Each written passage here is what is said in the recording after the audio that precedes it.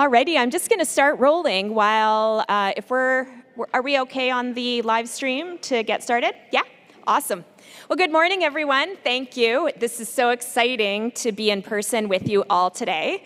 I'm Glenna Banda, and I'm the Executive Director of United Way, Guelph, Wellington, Dufferin, and really pleased to welcome you here today to United in Conversation, Understanding Homelessness. This is our second United in Conversation event, and our goal is to facilitate and encourage open and honest conversations about issues that our community is facing to create greater understanding, empathy, and spark action.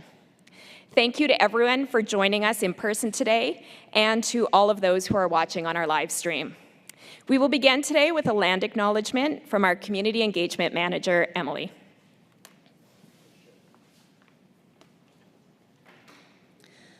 Today we begin by acknowledging that we are gathered on treaty lands steeped in rich Indigenous history and traditions. As settlers, we are grateful for the opportunity to meet here, and we thank all generations of people who have taken care of this land for thousands of years and for sharing it with us today. At United Way, we serve the communities of Guelph, Wellington County, and Dufferin County, and recognize and deeply appreciate those who have great historic connection to these places, including the Anishinaabe, Haudenosaunee, Tionontati, and Arawandran peoples. We also recognize the contributions that Métis, Inuit, and other Indigenous peoples have made across Turtle Island. As settlers, the recognition of the historic importance of Indigenous peoples must also be clearly connected to our collective commitment to truth and reconciliation in our communities. We acknowledge the historical oppression and violence Indigenous people have endured and the equalities many continue to experience. At United Way, we accept that it is our responsibility to hold ourselves accountable and commit to taking action to eliminate systemic racism and create a more inclusive and resilient community. This includes recognizing how colonial systems prevent equity-deserving groups from accessing our funding and services, building trust, relationships, and partnerships within all communities, and committing to listening, learning, and unlearning to make deep systemic change within our sector. As we gather today to better understand what it is to be homeless and how we can work towards a community where everyone has a safe place to call home, we can't overlook the fact that the Indigenous population is overrepresented in the data on homelessness, both locally and across our country. This is the outcome of historically constructed and ongoing settler colonization and racism that have displaced and dispossessed First Nations, Métis, and Inuit peoples from their traditional governance systems and laws, territories, histories, worldviews, ancestors, and stories. In contrast to our Western worldview of homelessness, Indigenous homelessness is not defined as lacking a structure of habitation. Rather, it is more fully described and understood through a composite lens of Indigenous worldviews.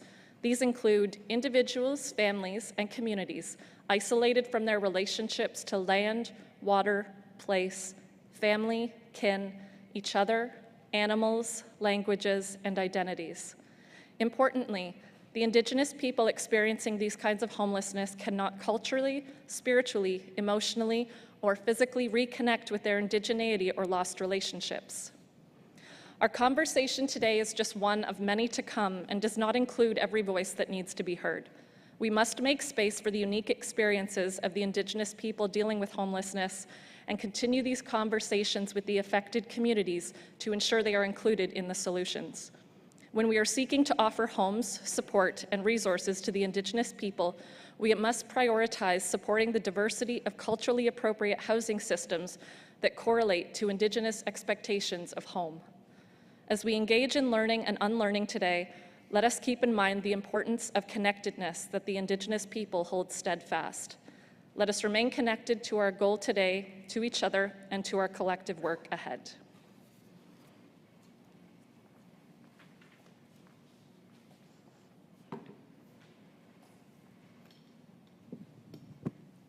To switch to this one. It seems a little bit more relaxed.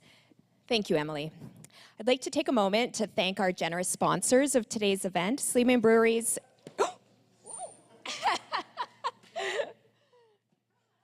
Thanks. Great reflexes there, Chris. Not only was that dangerous, it also was going to reveal the surprise. So that would have been the real challenge with that in the sad part. I'm okay with it falling on me. But I would like to thank our generous sponsors of today's event, Sleeman Breweries and the University of Guelph. Their support of United Way and our community as a whole helps us fuel the work of improving lives and building communities. I'd also like to thank the Oak Tree Project for the beautiful, honest videos they created that helped inspire today's conversations. I learned something new about homelessness every day. I don't know about you, but we are working in it, and every day I have an aha moment.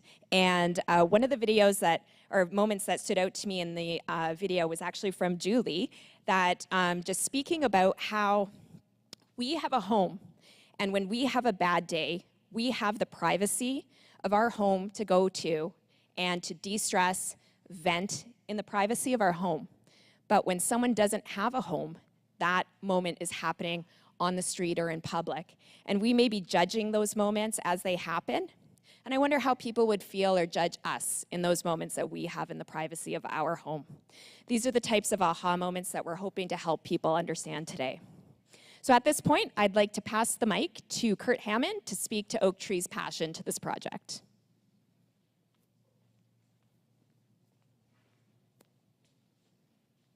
Thanks, Glenna. Good morning, everyone.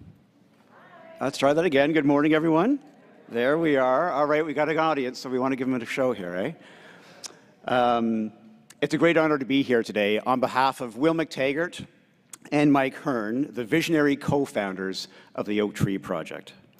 Both are very sorry that family and COVID have kept them at home today. I know they're watching on a live stream. Hi, guys. Hi, guys. And I know they also appreciate the gift of this time. I'm also proud to be representing my good friend Doug McMillan from the letter M, who has been instrumental in guiding and supporting the Oak Tree Project.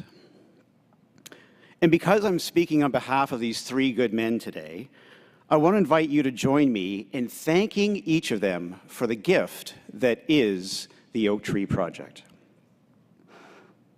As many of you know, the past 6 years, Oak Tree has helped gather stories from our community to tell about the good work that charities do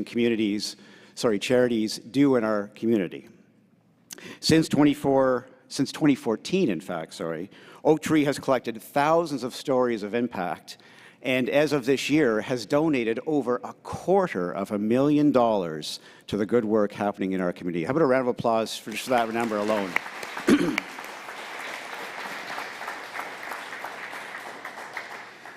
Of course, much has changed since 2014, especially over the past 2.5 years. The pandemic has highlighted so many system weaknesses for us. The biggest challenge that our collective four eyes have seen has been, we've been open to the challenge that is homelessness. It's been an issue that has come up in each of the past 6 Oak Tree projects, but we really haven't focused on. Since March 2020, however, as community leaders, business owners, and family men just living through the pandemic, homelessness has become a very personal and emotional conversation for the Oak Tree team. Now, knowing that we fully didn't understand the complexity of the issue, we have spent the past year connecting with community leaders who are making incredible strides at solving homelessness in Guelph and Wellington County. We've been listening to their stories, challenging our own perceptions, and unlearning some of the things we thought we knew. Our big takeaway? Homelessness is not about individuals. Homelessness is about individuals. It's not about numbers. I'm going to say that again, and I messed it up because it's a good line. Homelessness is about individuals, not numbers.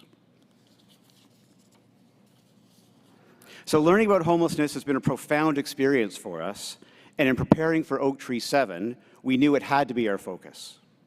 That's why we've changed our usual Oak Tree format from collecting stories to instead sharing them.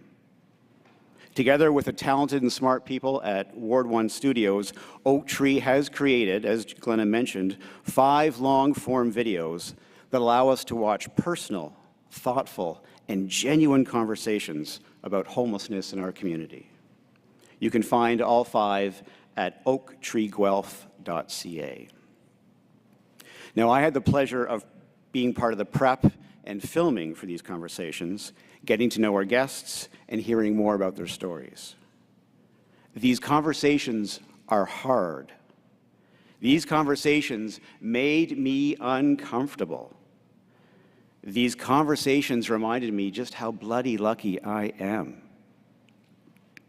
Throughout this experience, I was forced to check my assumptions, acknowledge my privilege, and face the hard truth that I was wholly ignorant of the challenges and, more importantly, the successes we are having in our community around homelessness. The great poet and artist Kanon has written one of the most powerful lines ever to come out of Canadian music. Now, I see the Joni Mitchell and Hip and maybe Hawaii Mighty fans saying, "Are you sure about that?" We can have that conversation later. Kanon reminds us, any man who knows a thing knows he knows not a damn thing at all. Any man who knows a thing knows he knows not a damn thing at all. It's such a humbling line for such a humbling experience that has been Oak Tree 7. Before we started, arrogantly, I thought I understood this thing called homelessness. Thanks to Will, Mike, Doug, and our very gracious guests on these 5 videos, I now see I don't know a damn thing at all.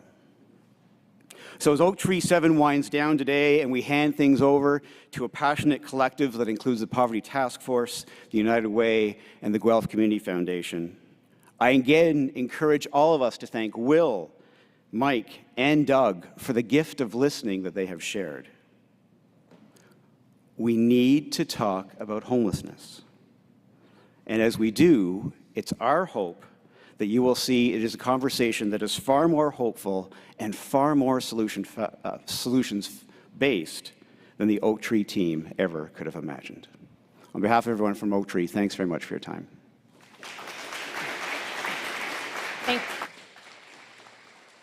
Thanks so much, Kurt. So let's start the conversation. Today, as Kurt said, our goal is to bring homelessness to the forefront of our attention and have some really important conversations. So first off, I would like to introduce our conversationalists today.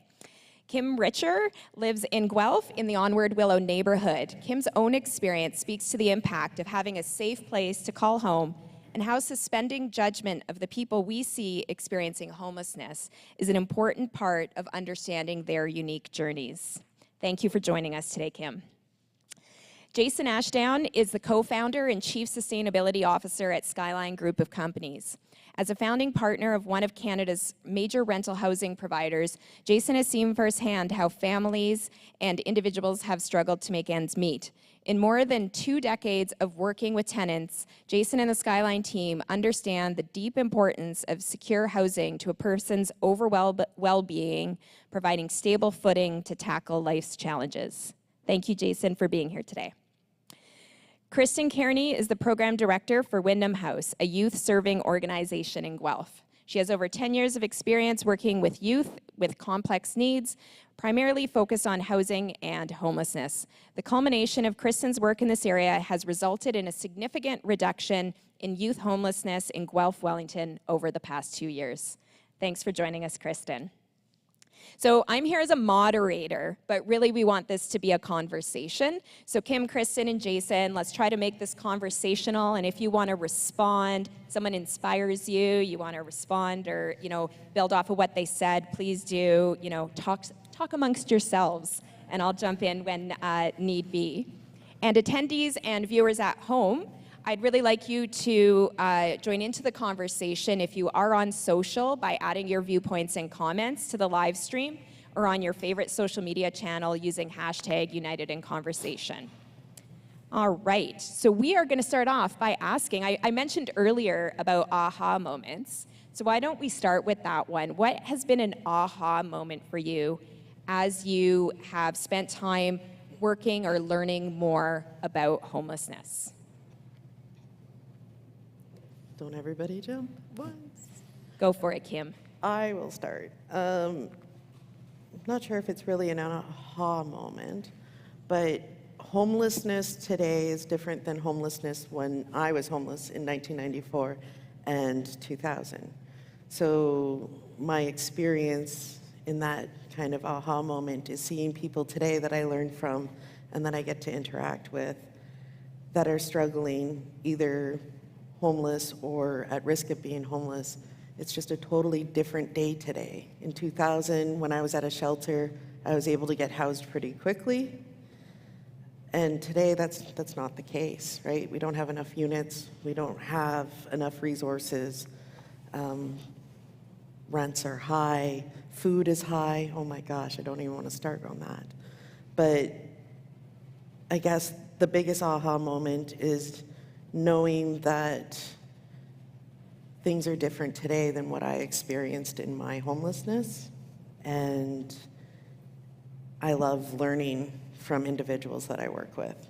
I take the experiences that I work with individuals in the community or just interact with a lot of community individuals, because I don't necessarily work with the homeless right now, but I have in the past. But just taking the opportunity to learn and listen from them. And I like that as my aha moment.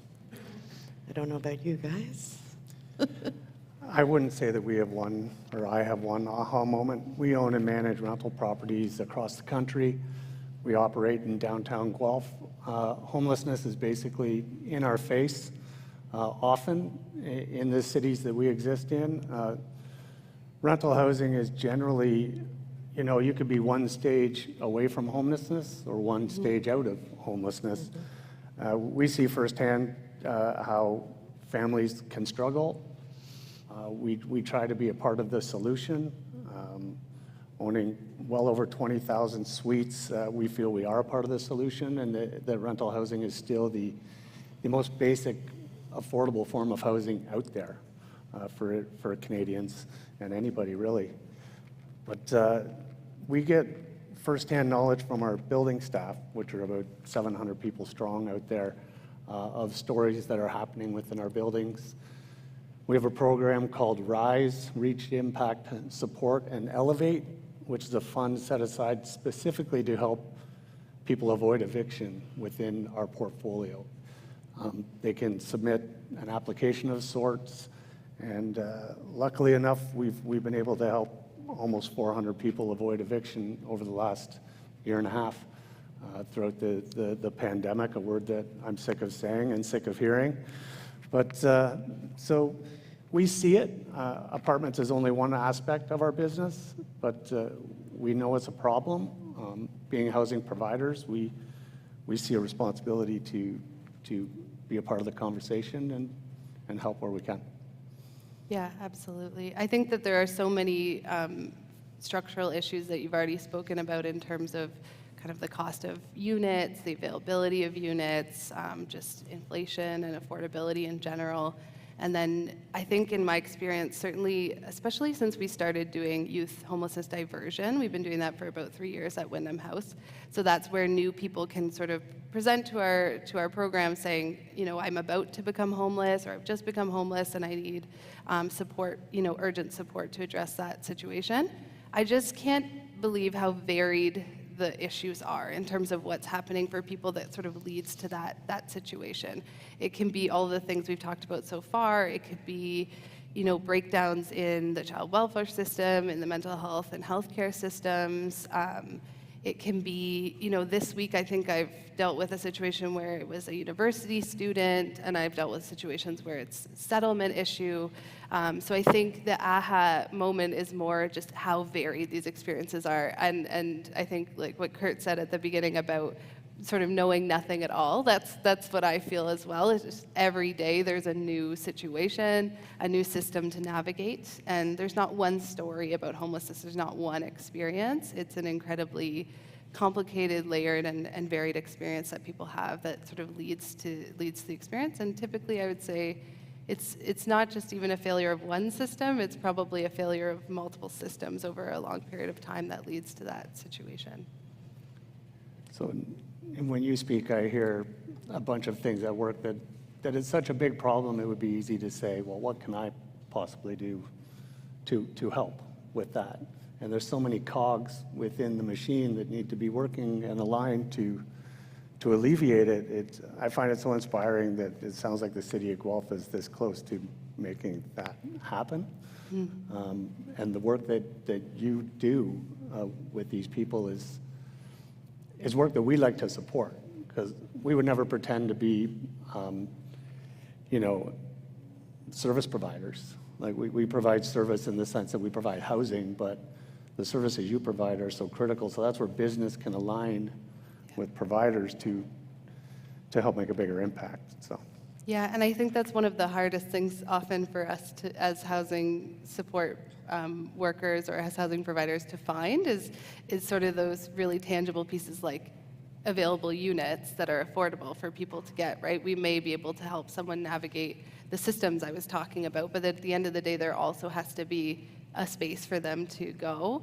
And sometimes timing is everything, right? Just being able to put those supports in place and being able to have a place for someone to go, like Kim talked about, in fairly quick order. So if there are any sort of landlords or businesses that do housing that can support with that, I think that's something that we're always hoping to sort of to work towards, is having more arrangements like that where we can support people to find the units that they need at the same time or in concert with the supports that we can provide.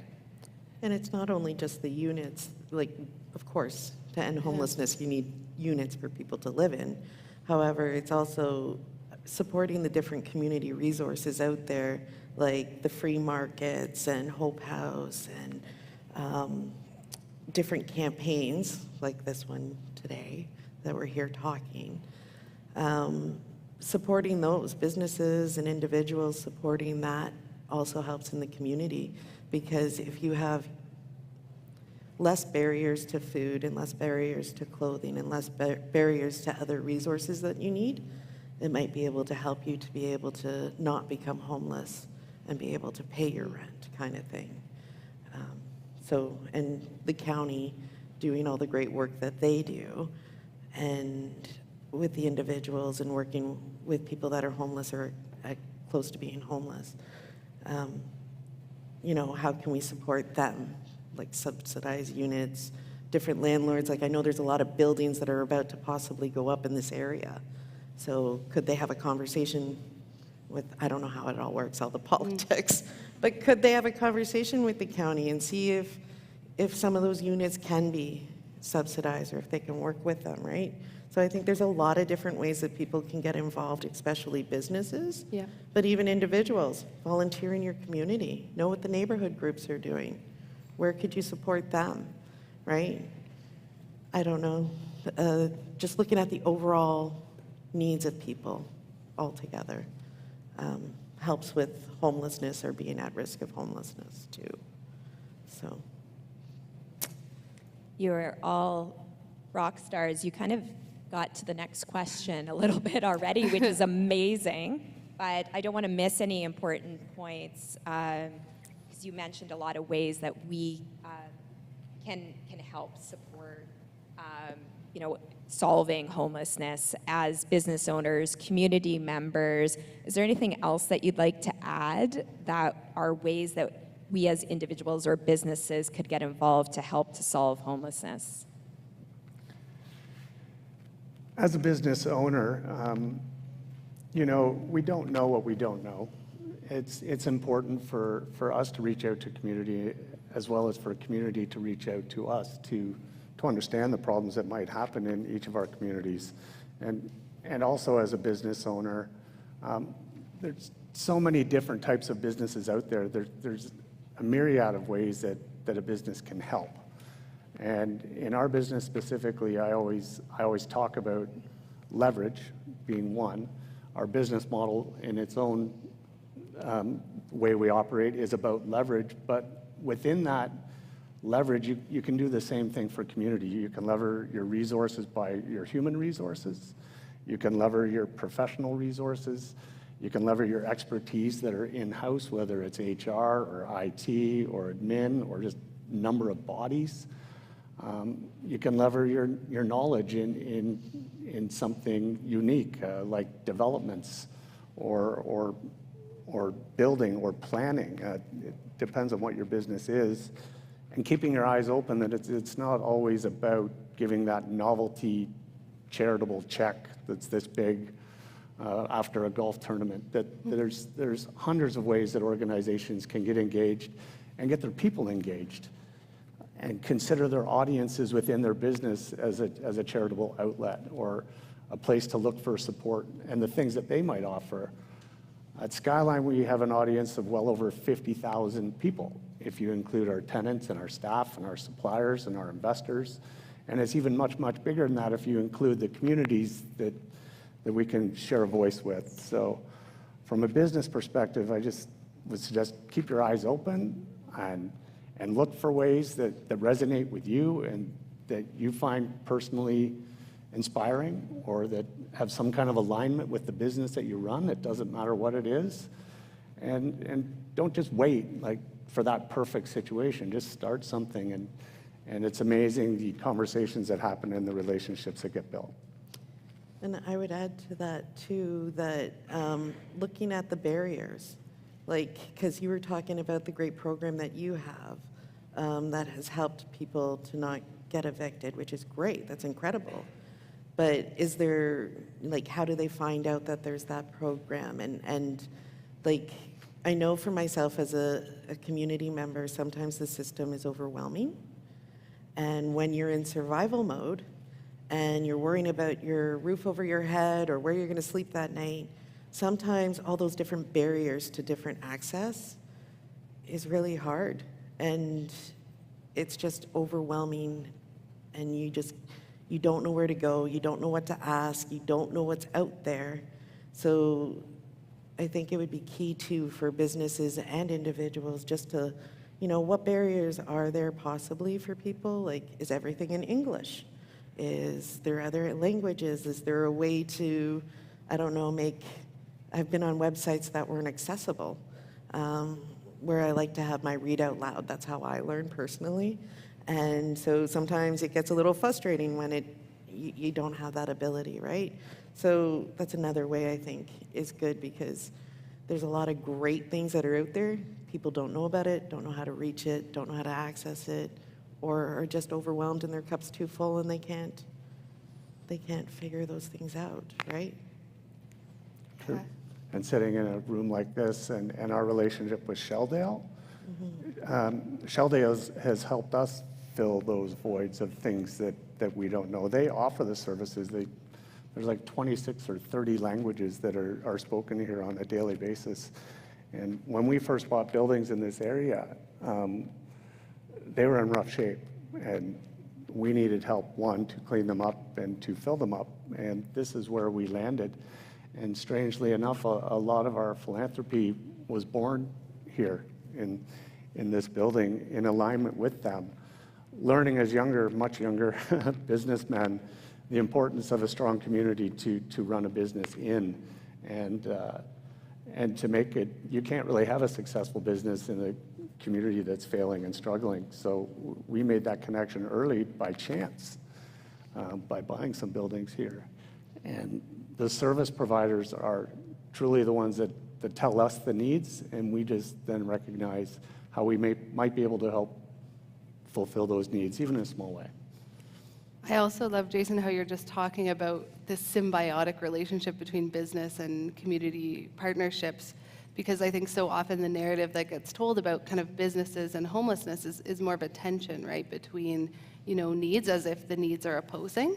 But what you're saying is that you've developed a relationship with Shelldale and the community in which you're sort of providing your business that has created benefits for your business and for the community, rather than this idea of this sort of tension that we hear about sometimes. So I think I hope others who hear from you can see how that's possible through listening and through conversation and through kind of mutual learning, right? Learning about what you're trying to do, learning about what Shelldale's trying to do, and kind of growing from there, right? Mm-hmm. Communication. Communication, I think, is key within organizations as well as within the community and different agencies that are working together, right? So that we can make the resources, I guess, go further for people that need them. Just to give an example, care calls. We wanted to do care calls to check in with people at COVID. And in our research and looking into it, Compass already does it, right? So when you research it and you find out that another community or agency is doing something great in the community already, and then you have volunteers that are wanting to do that, you know, able to have those conversations and let those volunteers maybe sign on with them. But Compass is doing care calls, so we didn't have to start care calls in the organization I work with, right? So, like, doing that research and doing those communications between each other. So I think that's key. And even communication within the organization to know which parts are doing what is also key, because that'll help get rid of some of the barriers and challenges for people that are accessing services, I believe. I love that, Kim. Communication is key. The County of Wellington recently released their most recent point-in-time count report. If you haven't seen that yet, I'd really encourage you to check that out. It's a snapshot of the minimum number of homeless individuals in Guelph, Wellington. And just a couple of stats that I wanted to highlight is that 23% of the survey participants identify as Indigenous. 42% of individuals first experience homelessness under 18 years of age. 72% had a mental health issue, and 75% a substance use issue. So considering these stats and others, why can't we take just a cookie cutter, easy approach to helping all people experiencing homelessness? And maybe I'll start with you, Kristen. Yeah, I think it goes back to what I was saying in terms of that aha moment, is that these experiences, the causes of that particular homelessness experience for each individual person are different, right? And often they can be based in issues of racism, issues of colonization, and even because I work with youth, I see very commonly that LGBTQ plus young people end up also overrepresented in the youth homelessness system because it's not safe for them at home due to their gender identity or their sexual orientation. And so that needs to be taken into account in terms of understanding how the person ended up in the homelessness situation that they're in, what were the factors that contributed to it, and then also thinking about what type of environment is going to feel safe for them moving forward, what type of support and what type of environment, right? Because there are some environments that are just not welcoming or safe for different individuals in our community, and that may have been how they ended up in our system in the first place. And we have to be very thoughtful about, as shelter or homelessness serving providers, that we're not reinforcing those dynamics or kind of contributing to further issues of marginalization or racism in our settings as well. So there's absolutely no way we could take a cookie cutter approach. We need to talk to the person, understand how their experience started and where they want to go from here. And that absolutely means taking into account some of those factors and how they contributed and continue to contribute to their experience in our community. Well said. Well said. Pretty much the same. I don't work in the position that you have, but like just seeing that every situation is unique. It can't have just the same solution. Nope. Some people might be homeless longer. Some people, you know, whatever their journey is and whatever the reasons that they became homeless or are at risk of being homeless, they all just need to have, I guess, that somebody to listen to them and try and work with them to their needs. And I think it's hard within a system that has this mandate and this mandate and this mandate. I think we're getting better from what I see in the community. I don't do the job, so I see better things happening in the community, and I see a lot of hard work happening in the community.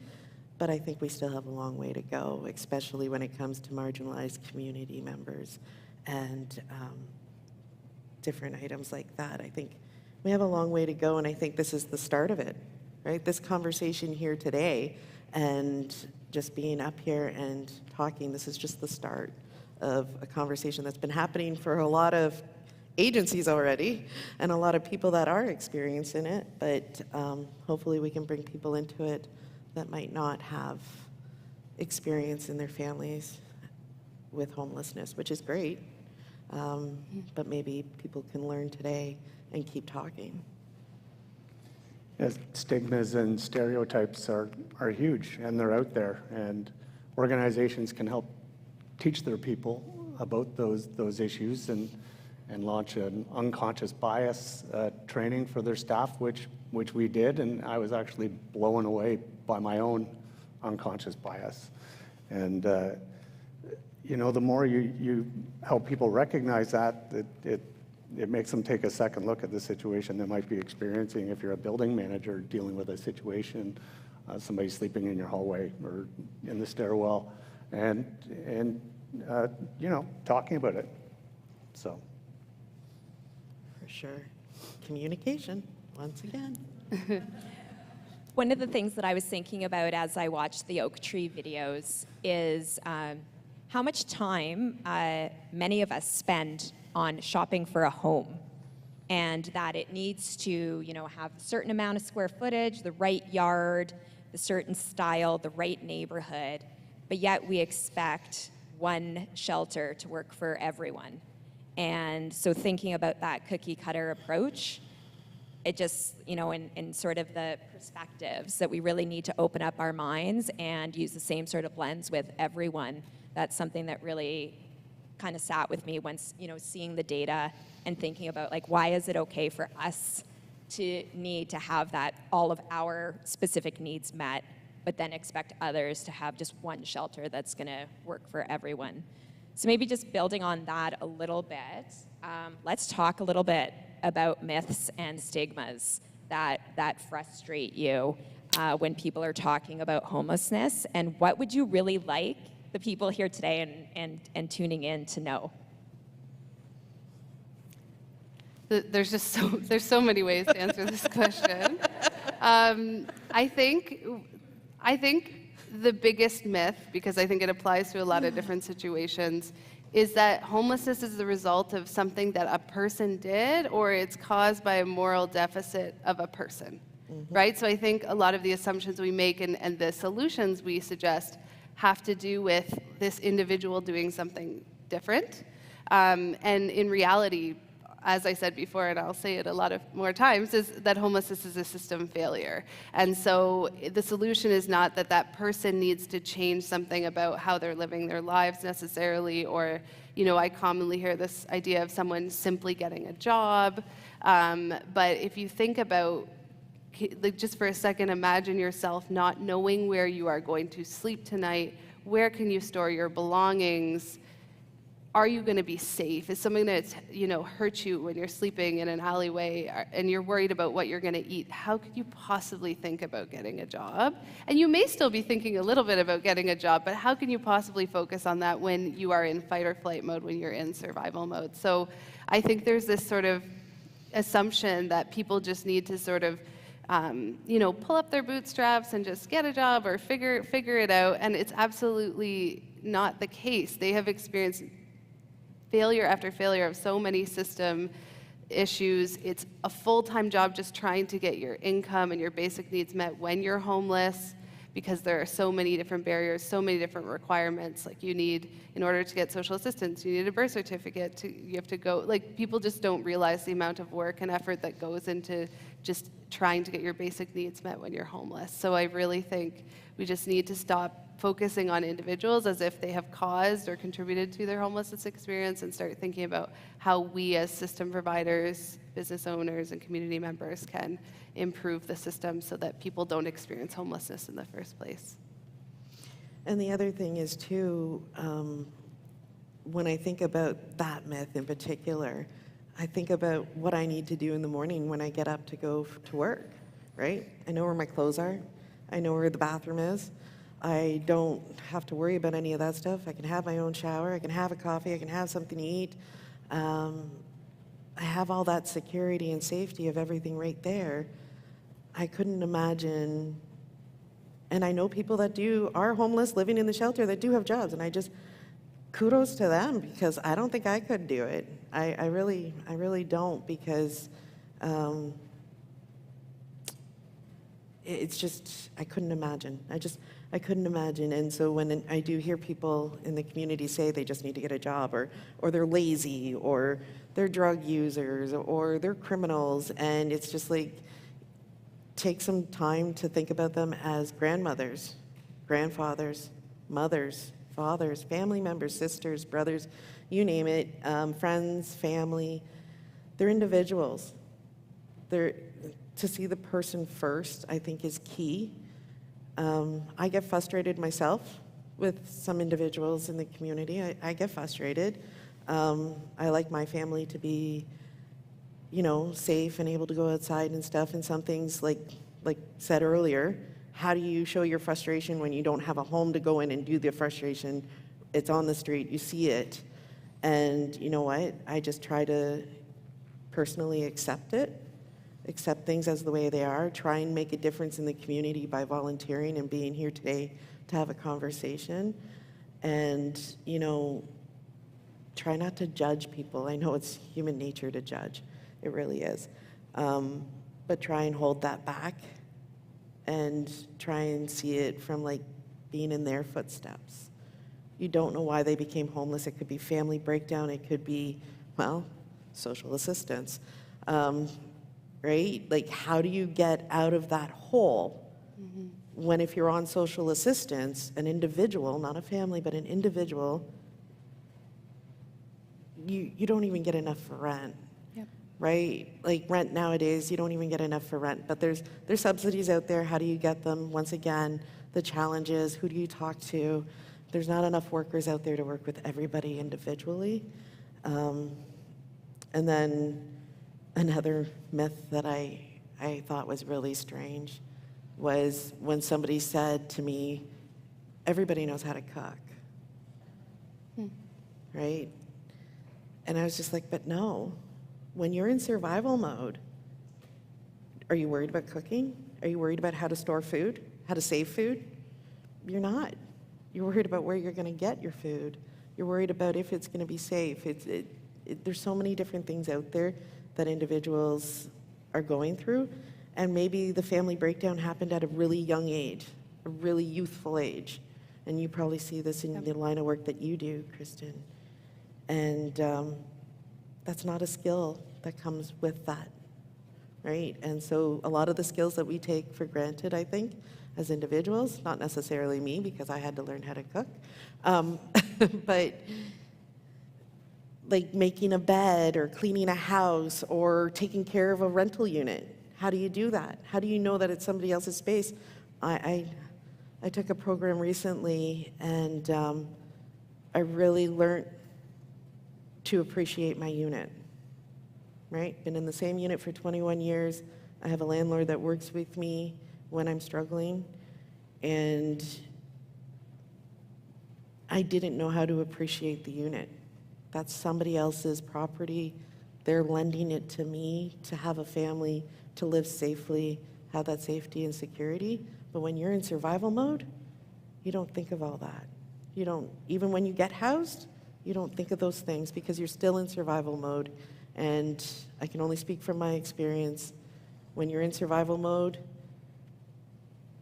those common things that a lot of people think should just come naturally, they didn't for me. If I would bring up one stigma that relates to our business as rental providers, since you mentioned it at the end there, is that property owners, landlords, and a word that I hate, are somehow a part of the problem when really property owners and developers and builders and managers of multi-residential units are part of the solution. And that we have a keen interest to have the system work and to be a value add to the country when it comes to rental properties. And that, it takes one story to make front page headlines, and 100 good stories don't make the news. Yeah. And so I'm taking the soapbox here to say that landlords by and large and property owners really do want to help. And there's ways that they can help, but they're running a business just like many other people out there. And they truly do want to be a part of the solution. So there is a stigma there. And we really need more supply. It doesn't matter what the supply is. We need more rentals. Brand new rentals over here, yes, they're expensive. They're not affordable. Not just anybody can rent them, but it frees up older stock, and it keeps older stock in play. And the true solution to the housing crisis on all levels is supply. Any market where we own buildings where there's ample supply in that market, be it Sault Ste. Marie or Port Elgin or a Hanover or a smaller town where the supply is matching the need, the market controls itself. And you don't have to worry about landlords gouging or escalating rents out of people's reach. It's a supply-driven issue. So that's one myth that I think a lot of people may not be aware of. Great. Okay, so let's talk a little bit specifically about permanent supportive housing now, and why it is so critical for our community to look at permanent supportive housing to meet the needs of our current homeless population. Yeah, so in order to solve, I mean, it is a goal of our kind of collective group of agencies that are working on the homelessness issues in Guelph. We're trying to reach a point of functional zero, and that means we get to a point where the number of people coming into the homelessness system is manageable, and we can quickly support them to find appropriate housing and come out of the system, rather than kind of having large shelters or large kind of agencies dedicated to providing that emergency need. So we're not there yet, but that's where we want to go. And in order to get there, one of the things that we need, one of the sort of pieces of the puzzle is permanent supportive housing. If we only have rental units that, like through Skyline or other existing housing supports that we have right now, it's not appropriate for every individual. Some people need a certain type of support along with their housing, so they need it to be both deeply affordable, like we've talked about so far, and they need support kind of alongside that. And right now in our community, we don't really have that. We're obviously, we have 3 projects we're really working on and making lots of progress on, but historically we haven't had that, and it's been a big barrier to reducing overall number of homeless people in our community. And so without that, we're going to continue to struggle, because there's going to be people who are ending up in shelters, or they're ending up in hospitals or other environments where they don't need to be, because there's just not the right type of housing available. And so it's not the only solution, but it's probably the one where we need to make the most progress on as a community, and that's why we're all here today. It was brought to our attention that there's a gap in this specific part of the need to help alleviate homelessness. You need all kinds of housing for all kinds of people. You need families, individuals. You start in your mom's basement, maybe get an apartment, maybe buy a house. I don't see any difference in how you approach this problem. And when it was brought to us as an opportunity and a science-based need, that makes it easier for corporations to get behind, which why we're supporting it wholeheartedly, specifically here on the Kindle build. That's how I got involved in this conversation, was the gift that Skyline gave of the property and other gifts that go along with it.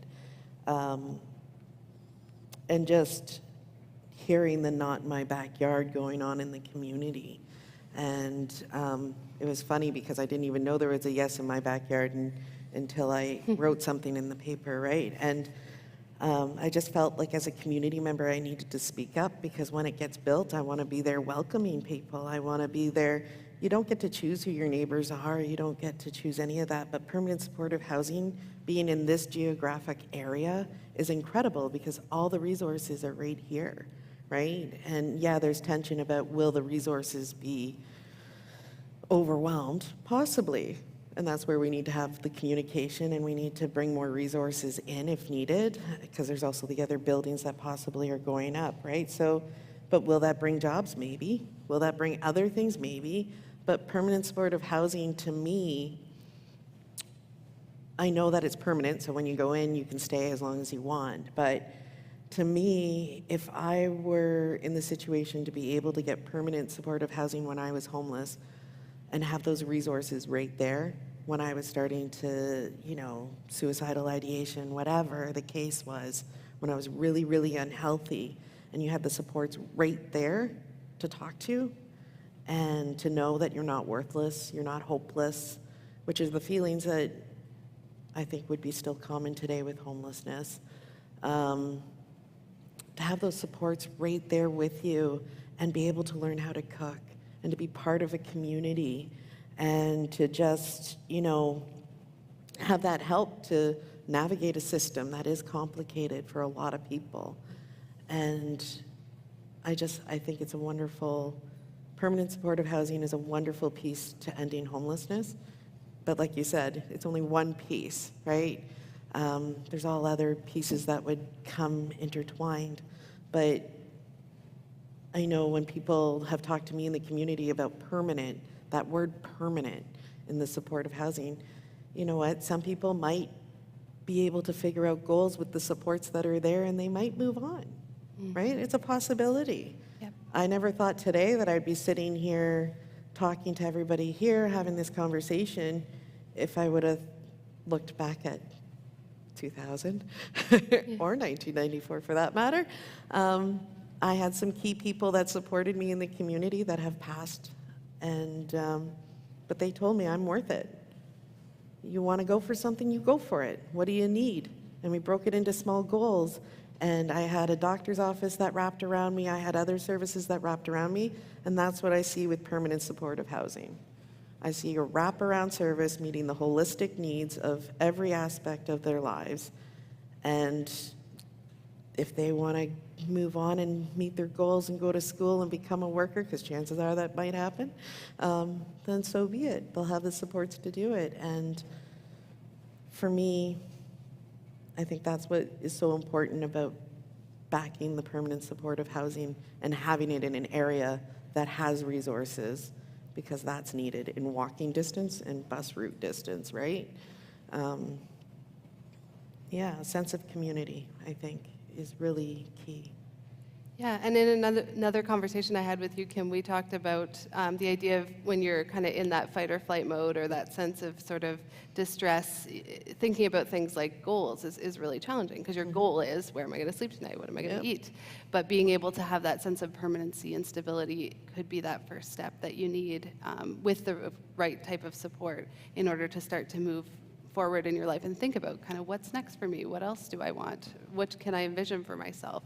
But like you said, with that sense of hopelessness, all the stigma that you perhaps have faced when you're experiencing homelessness, it's so hard to think about kind of possibility because you're just focused on survival. So that's what I think it can provide. For sure. Yeah. And sabotage? Oh my gosh, I was good at that. I was really good at sabotaging relationships or services before I even got started with it. Like if it wasn't for certain people just sticking with me and not letting me burn that bridge, I don't know where I would be today, right? They didn't allow me to burn that bridge. But also I'm sitting up here as a white person who has lots of resources where other people don't necessarily have like a ton of resources that are culturally to fit their needs, right? So I'm able to sit here and say that I had those people that stuck with me, and I'm grateful for that. But I think when you feel so hopeless and so worthless, sabotage is one of the things that comes with it. And with permanent supportive housing, you still have people to help you get out of that and know that you're still safe, you're still able to stay. That's what I believe permanent supportive housing should be, and hopefully is. But because to me, I would sabotage. I certainly would, and I have, and that's how I know I would, personally. And so to have those supports say, it's okay, let's go back to this, like, and just be with my reality kind of thing, because it's all real to me at that moment, even though I'm trying to sabotage this relationship or this, whatever the case is that they're trying to help me with, because it's easier for me to sabotage than to sit and wait for you to turn me away, right? And when you're in survival mode, even when you get the four walls and the safety that supposedly is yours, if you've been on the street for so long and you're homeless and you're couch surfing, and the reality for some people And the reality that was for me was at one split second, they could kick me out and take my stuff. And family members did it to me, right? They would just kick you out, take your stuff, you're on the street, you're a teenager, what do you do? Right? And yeah, I made choices to be where I was at that time, I guess, if you really want to look at it. But when you have that, like where people can kick you out like that, and then all of a sudden you get this house that is given to you, like you're renting it, of course, but there's still that feeling, right? There's still that feeling that they're just going to boot you out when they want to. A lot of people don't know about the tenant laws. A lot of people don't know about any of that stuff, right? So you still are in that feeling. So permanent supportive housing can help teach people and get them out of that fight or flight kind of mode, hopefully. Yeah, and that feeling is based in true experiences that people have had, right? Where they've been put in a position to have to leave different housing situations or where they have been taken advantage of. So it makes sense that people end up in that position where they're quite concerned about that, and it's hard to trust and sort of feel safe, and I see that a lot with the young people that we work with. So this is just the right supports alongside this affordable unit so that you have sort of everything coming together at the same time. And just going back to what I said earlier about timing, how tricky it is in sort of a market rent situation to have all of those timing pieces work out, where someone has support at the right time and it's available and it's near them, and they also have this unit and the unit's affordable and they have the rental. It's so many steps, but this sort of takes away that and just makes it sort of one step to get all the supports and the roof over your head that you need to kind of to figure out what's next. Yeah. Even being where I am today, I'd still sign up for permanent supportive housing, I'm just saying. Some days when you have a bad day and you only have the kids around and the dog, it's just like, well, let's talk to the dog. I love the idea of permanent supportive housing, and I hope that we can soon put a shovel in the ground and get some more units coming to this area, because I really believe we need that and a couple other things, but that's for another conversation. But it's incredible how the community's coming together today. The hard work that's being done out there by yourself, like all the different items that are coming together, and hopefully we can get more people talking after today and have more of those pieces coming together. Because like, even if you're a yoga instructor, volunteer your time at a community like permanent supportive housing, even just or counselors. I know that, Show in Waterloo, where sometimes counselors would go in and volunteer their time, or psychologists, and they would go in and volunteer their time. And you know what? That means a lot to people, even if it's just 1 hour, right? So even when we build the units, which is going to be great, what about afterwards, right? What else can we do? Because in the community, we have so many skills, so much capacity that's hidden, because we're all busy with our own lives too, right? So That's a great call to action to end on, Kim. Thank you. Unfortunately, that's all the time we have for the conversation today, but I just wanted to highlight a couple of things that really resonated with me. It was an aha moment for me. Jason, thank you for reminding us that property owners are not part of the problem. They are a part of the solution, and they are also invested in wanting to have a thriving community. Also, always seeing the person first. Taking some time to think about individuals as mothers, grandfathers, children's friends. That's so important. And the one that really, really stuck with me, Kim, was being told you are worth it, and the power of that. And that's really what we're here today to talk about and encourage all of ourselves to do. So I want to thank all three of you for being here today. Could I get a round of applause? Thank you, guys.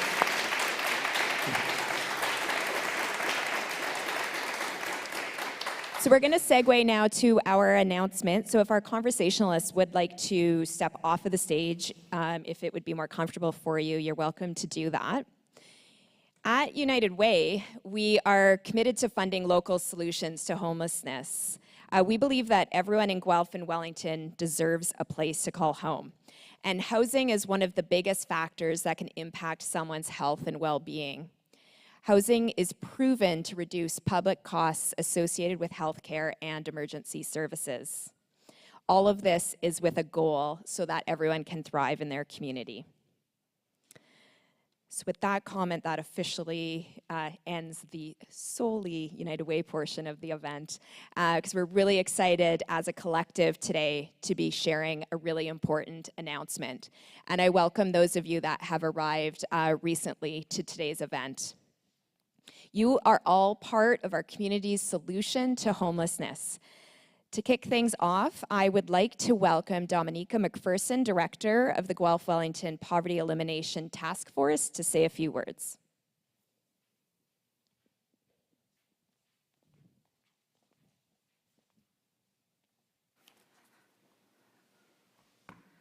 Hello, everyone.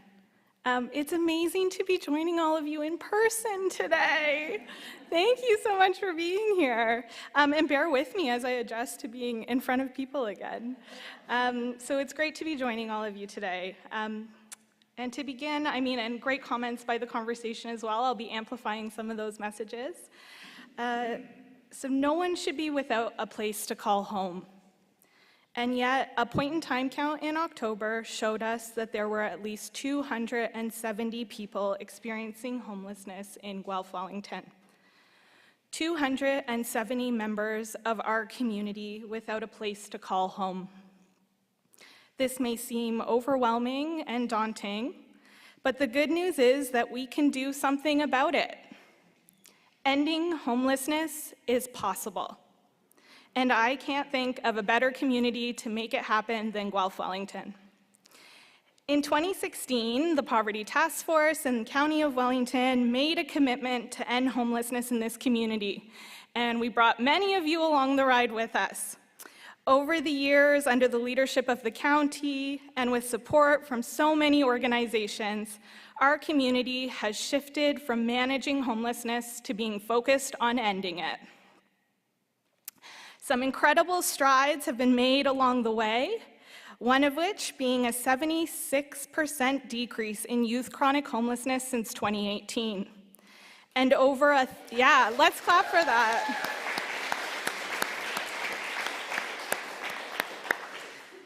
And over 1,000 people successfully housed since this work first started. That one also deserves a clap.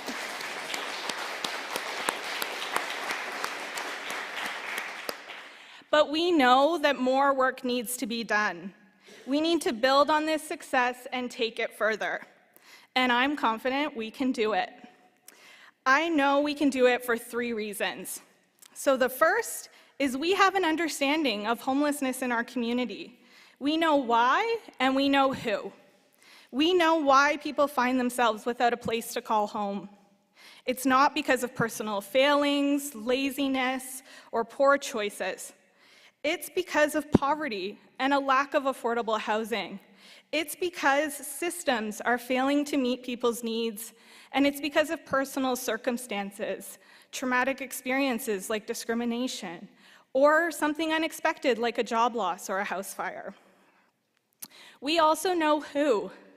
We know people experiencing homelessness by name in our community, and we have a by name list that gives us real-time data and allows us to target solutions where they are needed most.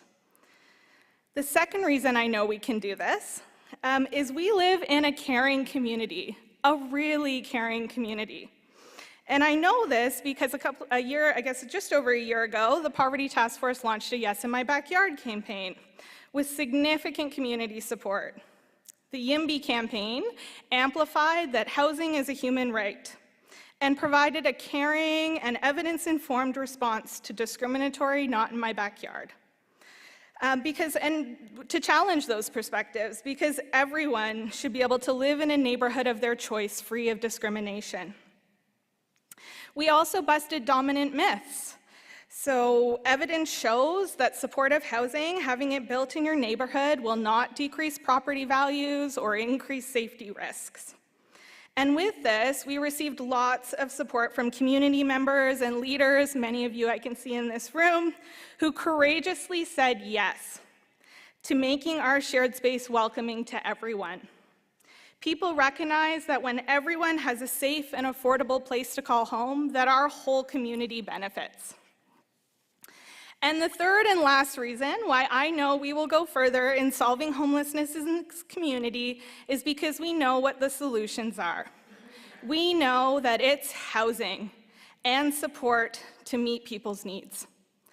Without secure and stable housing, everything can fall apart for someone. And until you have housing, it can be really hard to work on any other aspects of your life, which we heard from the conversation today. Housing and having a place to call home is truly the first step to achieving dignity, stability, and health in someone's life. Our community has made some significant progress in reducing homelessness, but our biggest challenge has been our lack of permanent supportive housing. Supportive housing links permanent, affordable housing with the support services someone needs. It's an evidence-based and cost-effective solution to helping chronically homeless individuals with complex needs find and maintain a place to call home. Supportive housing really is a game changer for our community's ability to end homelessness. And I'm happy to share that our community has a plan to meet this need, and it has widespread community support from all levels of government across party lines, health and housing sector leaders, community members, and key players from the nonprofit, public, and private sectors. It also has support from local funders, and I'll hand it over to Glenna to share more about this, but I'll leave you on a final note. We will end homelessness in Guelph, Wellington.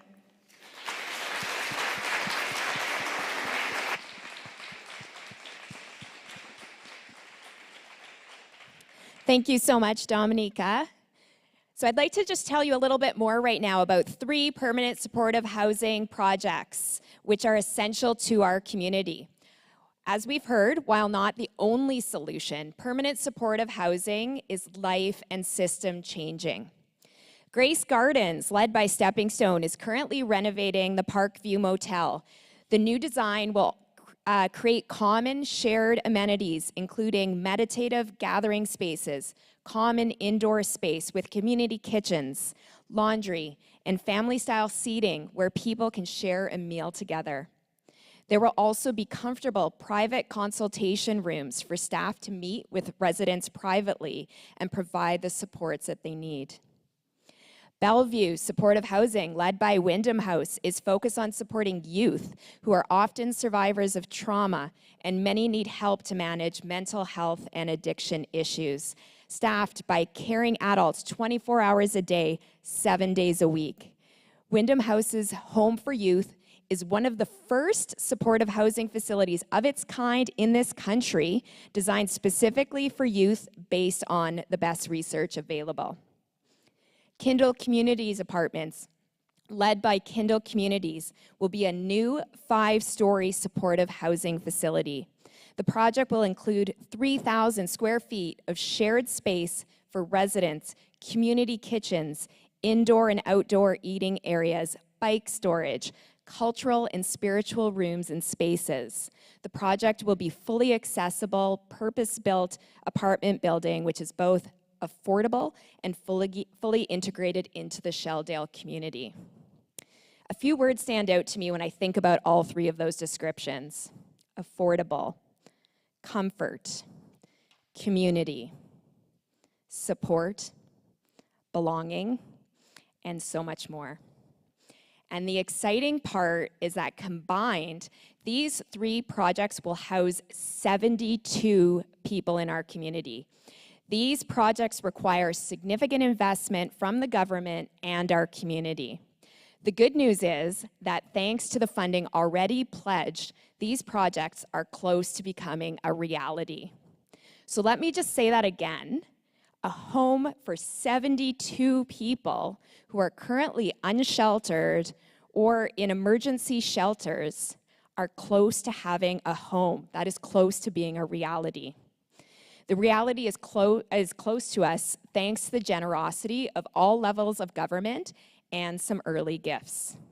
So at this time, I would like to invite Jason Ashdown back up because we are really proud to highlight the generosity of the Skyline group of companies who literally created a solid foundation for the Kindle project with a generous $1.7 million land donation.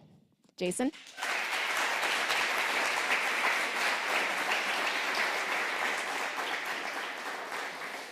Thanks, Glenn. I didn't expect to be up here again, but I have the question in front of me, how did the gift come to be? We bought properties in this area in about 2002, and they've got a substantial amount of backyard, and we've always been looking for a highest best use of those property. Many ideas have come across my desk specifically over the years on what to do with those properties, but until this one did we recognize that this had the needs of this community close at hand and that it was the highest best use for this property. So often you need somebody to step in and start the process rolling, and what we've done, and through Sky DevCo, our development team, who's really wrapped their arms around this and leveraged it well beyond the land donation, also garnering $1 million in cost offsets and professional services from our trades and suppliers and professional partners and lawyers and planners and architects, and the list goes on, who are coming in and doing this for free. So it's a small example that we've given the land, and then people are stepping up in the background to do it. And I think it's really helped Sheila Markle and her group to take this to government, who can also give their piece of the pie to help get this across the finish line. And now this campaign will take us the rest of the way. And so thanks for listening, and very excited about this project.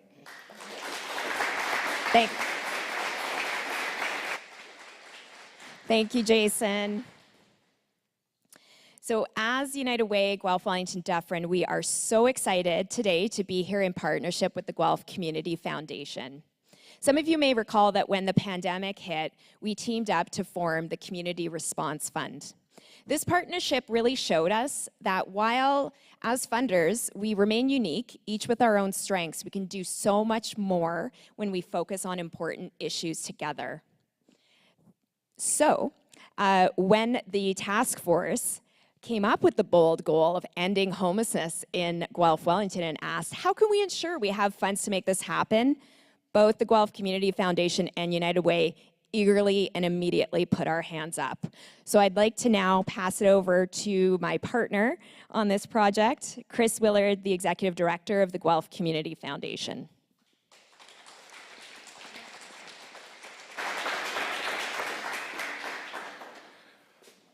Wow, my head is full. I'm learning so much. Interesting to hear how much of our messaging is aligned.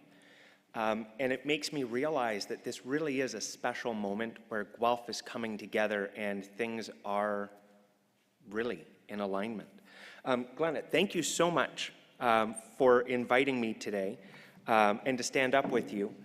It's a pleasure to work collaboratively with United Way and to find solutions that improve life in our community.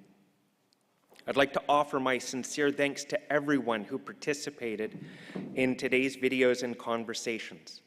It's been an honest, informative, and truly compelling morning. There's been a lot to take in, and I think we're all grateful for the opportunity to hear these really important stories. Each of us is on a learning journey every day, and we know it takes courage to share so much about experiences. As I reflect on some of Dominica's excellent comments, I believe that listening and empathy are two of the most important first steps we can bring to this issue. But the next step is action. We must act as a community with purpose, passion, and persistence, and it needs to show in our choices and how we apply our resources. And so my thanks to Jason and everyone at Skyline. You listened with empathy and you acted with incredible generosity.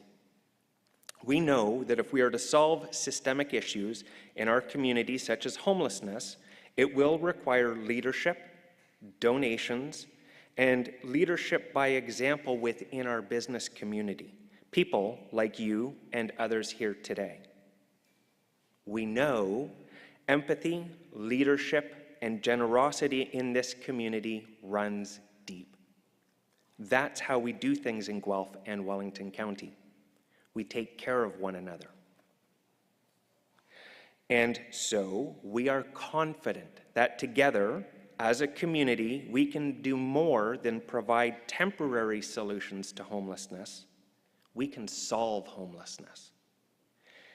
It is on this note that I have the honor of making a very important announcement today. Glenn shared some details about the 3 permanent supportive housing projects that will provide 72 individuals who experience homelessness with a comfortable home and access to the supports that they need to thrive. We cannot understate the great importance of these projects. When people have settled into these spaces with warm blankets, running water, and a place to keep items that matter to them, things that we all take for granted, when those rooms are filled with vibrancy and a sense of community, we will have roughly reduced the number of people that we know that are experiencing homelessness in half. Let that sink in. These projects will cut the problem in half. That's remarkable. That is action. More action will be needed, of course. We'll only be halfway there. But we'll have the momentum and we not have the know-how to get there, to solve homelessness in our community. These projects require capital. The great news is that, as Glenn said, we're almost there.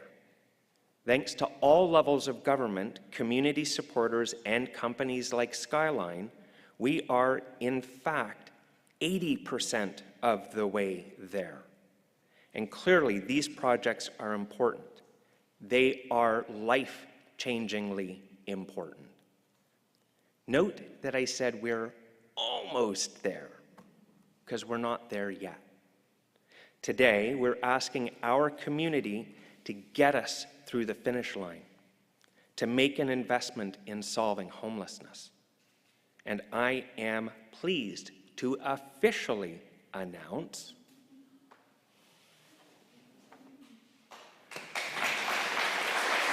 the Home for Good campaign.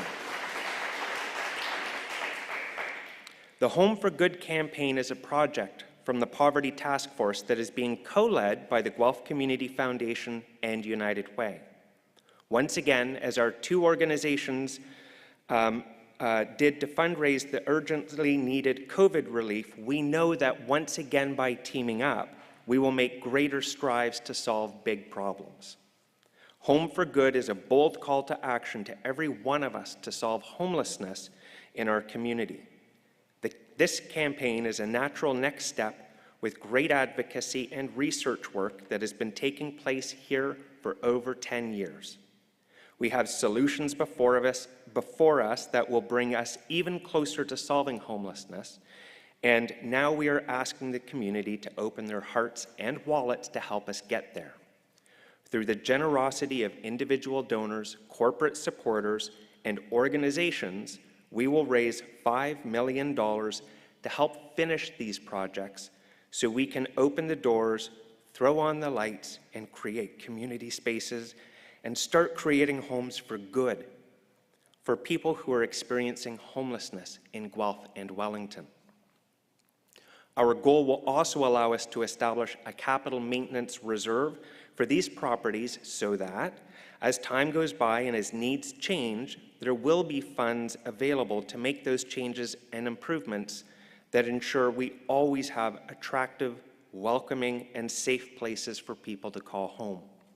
And finally, our goal will help start a critically important responsive fund that will allow us to move quickly to find more solutions as opportunities arise. Often, these opportunities come by surprise, such as the sale of a building that can be easily retrofitted to continue to help us deliver permanent supportive housing as an example. We need to be prepared. We need to be able to respond and to move quickly. And so, we have much to do together. $5 million is no easy goal. But we knew this wouldn't be easy, and we also know Guelph and Wellington County they are up for the task. In the coming weeks, we'll announce a community leadership cabinet that will help us guide the campaign and reach out to individuals, businesses, and groups that we are confident will be able to make significant donations and leadership level gifts to the Home for Good campaign. The good news is that, the great news is that they're already asking how they can help. And we are confident that we'll have some exciting announcements again very soon. People clearly know the urgency of this, and they are ready to act. If someone you know is ready to act and may be interested in making a gift, we hope you'll reach out to us soon. Our contact information can be found on the campaign website at homeforgoodgw.ca, and it's up, ready, running, and ready for you to visit. So today, we have learned so much. We know that homelessness is unbearable. We know it's a system failure, not an individual one. We know that it is closer than we think, and that people experiencing homelessness come from all corners of our community. And we know that homelessness is solvable. Guelph and Wellington County is leading the country in finding solutions. And today, we're asking you to get on board. Because together, we can solve homelessness. Together, we can help people be home for good. Thank you.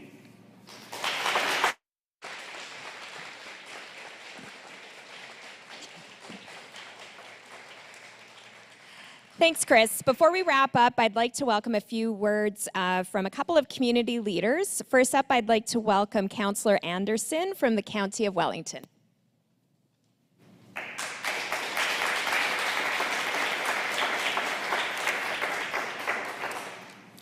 Thank you, Glenda. It's great to be here today. I do chair social services for the County of Wellington, and it's, this is all exciting news, and in looking forward to eliminate chronic homelessness is the main project and our goal today. So we, as from the County of Wellington, believe that everybody in Guelph, Wellington should be able to find and maintain an appropriate place to call home, and we're committed to working together towards our goal and ending chronic homelessness.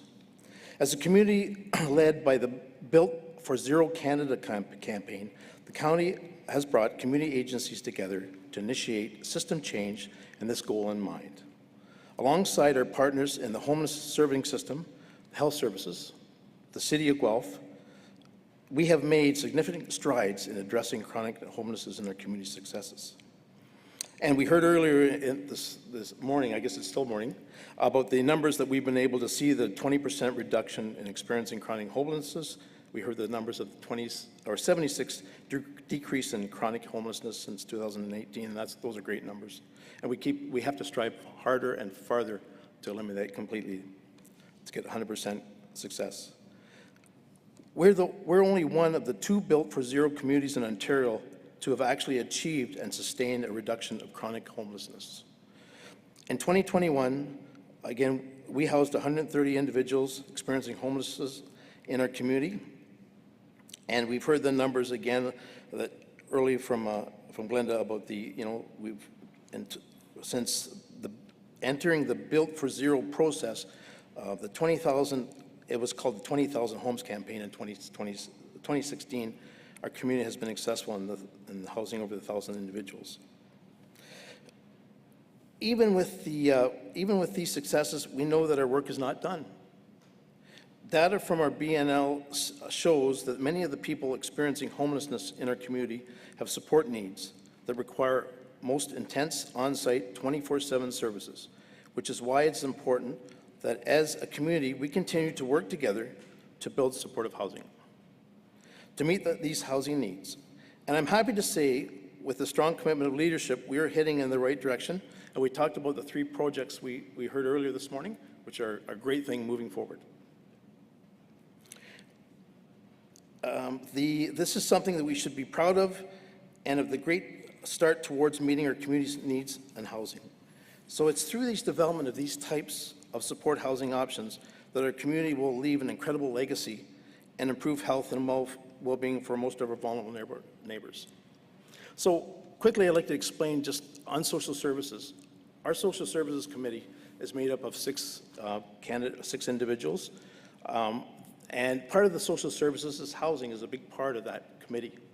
So we have 5 individuals that are represented, elected from the County of Wellington, and we have 1 individual on our social services that is from the City of Guelph, and that is your Mayor, Cam Guthrie. Cam joined the Social Services Committee in 2017. He's been a very intricate support and information bringing to us. And what that has done is generated a very strong partnership, working relationship between the City of Guelph and the County of Wellington. And that with that strong partnership and all the community services, in a very short time, I can see us eliminating chronic homelessness. Thank you. Thank you so much, Councillor Anderson. Now I'd like to welcome Mayor Cam Guthrie to say a few words.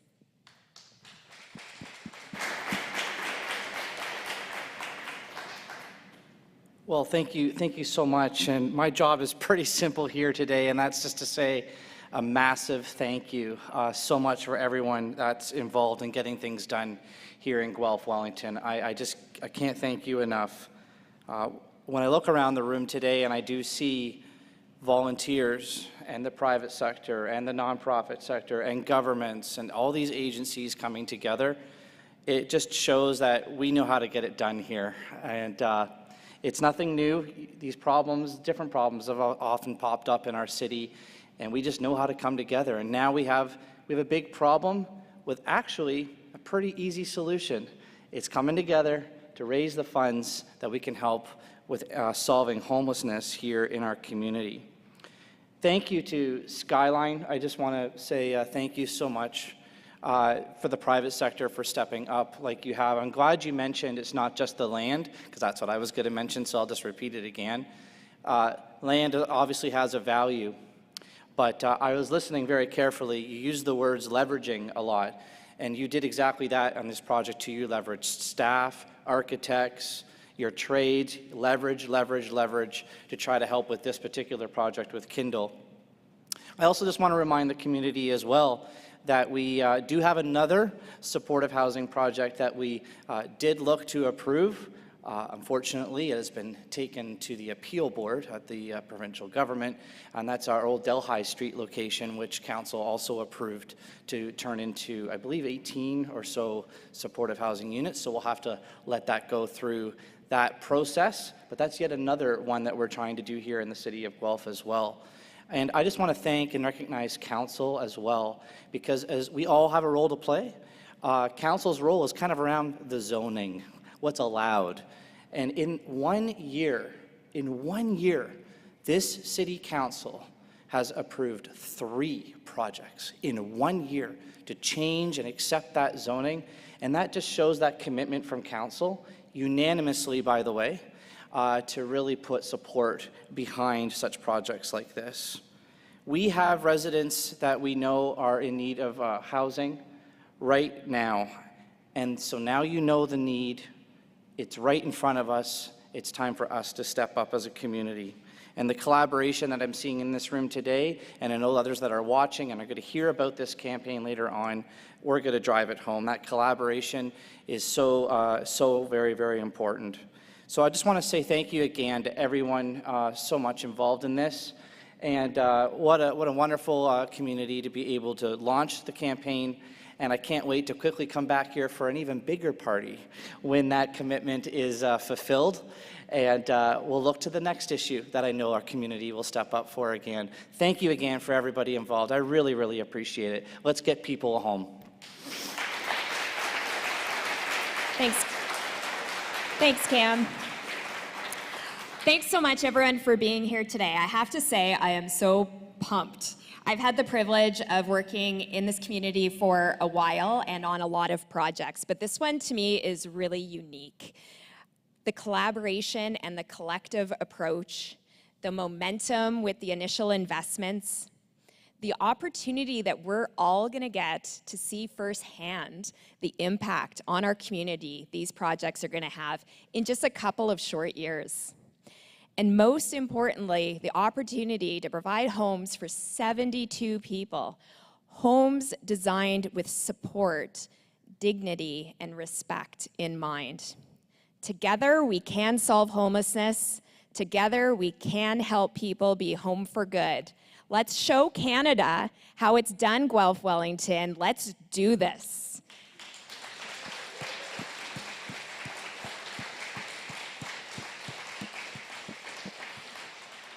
So that concludes our agenda for today.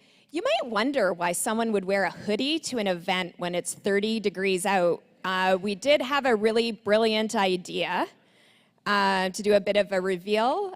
So those of you that are donning a special shirt, we're just going to do a photo op with representatives from some of our community partners. So I'll just say, hey, Chris, do you want to do, okay, we can finally get rid of the hoodie. Yay. Thank you, everyone, for being here today.